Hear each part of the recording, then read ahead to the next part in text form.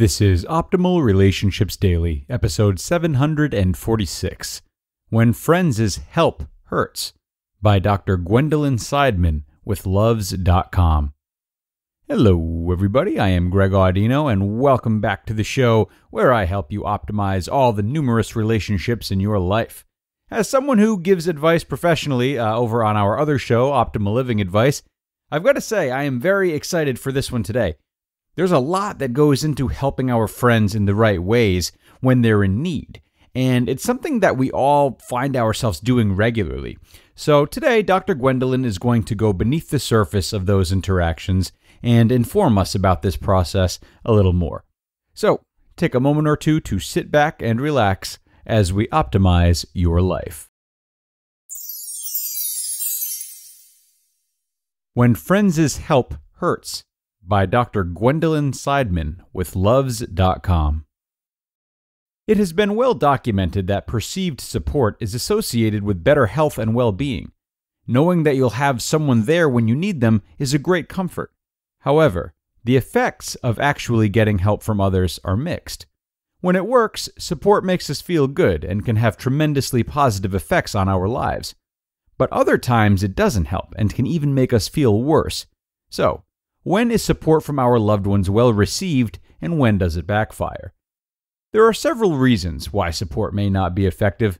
Sometimes the people supporting us aren't that good at providing the right kind of support. Another possibility is that receiving support makes the recipient feel indebted to the provider, leading to negative feelings. And finally, receiving help could be a blow to self-esteem. A recent study examined this third possibility. According to the threat of self-esteem model, help can be perceived as supportive and loving, or it can be seen as threatening if that help is interpreted as implying incompetence. According to the researchers, support is especially likely to be seen as threatening if it is in an area that is self-relevant or self-defining, that is, in an area where your own success and achievement are especially important. Receiving help with a self-relevant task can make you feel badly about yourself, and this can undermine the potential positive effects of the help. For example, if your self-concept rests in part on your great cooking ability, it may be a blow to your ego when a friend helps you prepare a meal for guests because it suggests that you are not the master chef you thought you were. The researchers conducted 2 studies to determine if attempts to help with a self-relevant stressor led to more negative feelings. Study 1 focused on a survey of graduating law students who were preparing for the bar examination, a highly stressful test that all lawyers must take if they wish to practice law professionally. For these law students, success on the exam was extremely self-relevant, with the students rating it as extremely important to them.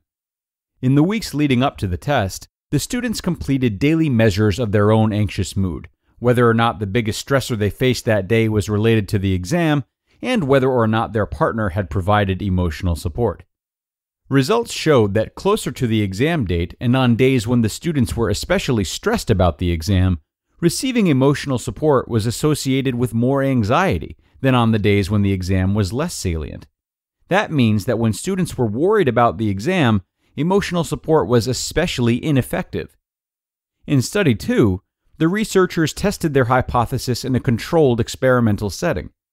This time, they examined how support from a stranger on a self-relevant or irrelevant task might lead to distress, and how this might be due to the negative feelings about oneself that are elicited by that offer to help. In this second study, the researchers recruited undergraduate students who had rated academic achievement as extremely important to them. The researchers asked the students to complete 20 very difficult math and logic problems. For some, the task was framed as self-relevant, and for others it was not. Those in the self-relevant condition were told that the task was a measure of intelligence and academic potential, while those in the non-self-relevant condition were told that the purpose of the task was merely to determine the difficulty of the questions. After participants completed the first 10 items, those assigned to the social support condition were offered a calculator to help with the rest of the problems. How did the students respond to the experimenters' offer to help? Both before and after the task, participants rated their own emotional distress, anxious, sad, as well as their feelings about themselves, ashamed, dissatisfied with oneself. The results showed that for students who believed the task was self-relevant, that is, indicative of intelligence and academic prowess, those who were helped by the experimenter had larger increases in both emotional distress and negative self-evaluations than those who didn't get help. Those who didn't believe the task was self-relevant showed fewer negative reactions to the support. In addition, the more negatively the support impacted self-evaluations, the more likely the students were to experience increased distress.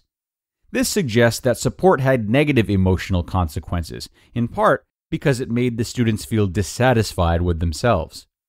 This research shows that sometimes well-intentioned efforts to help can backfire. When you help others with the things that are most important to them, your efforts could do more harm than good. This makes it especially difficult to help your loved ones because effective support is hardest to provide when it's about something that really matters, the very situation where you are most likely to want to help. This research did not address how one can provide more effective support, but it suggests that finding ways to make help less threatening to the self-concept of the recipient could go a long way towards making it more effective. Perhaps showing the recipient that you still very much respect their abilities could reduce the harmful effects of the help. In addition, providing support in a way that is less apparent to the recipient allows them to benefit from it, because they don't perceive it as support. Thus, when support is hidden from view, it's less threatening to your self-worth. You just listened to the post titled, "When Friends' Help Hurts," by Dr. Gwendolyn Seidman with Luvze.com.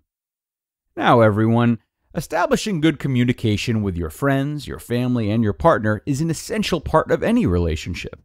Likewise, establishing a healthy communication with yourself is essential for your mental health. And when you feel like you've hit a roadblock, just know that BetterHelp is here for you.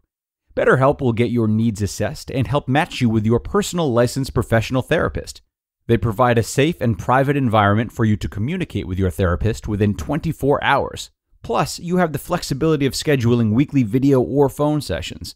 Their financial aid makes it more affordable than traditional offline counseling, and you can schedule an appointment online at your own convenience. In fact, so many people have been using BetterHelp that they are recruiting additional counselors in all 50 states.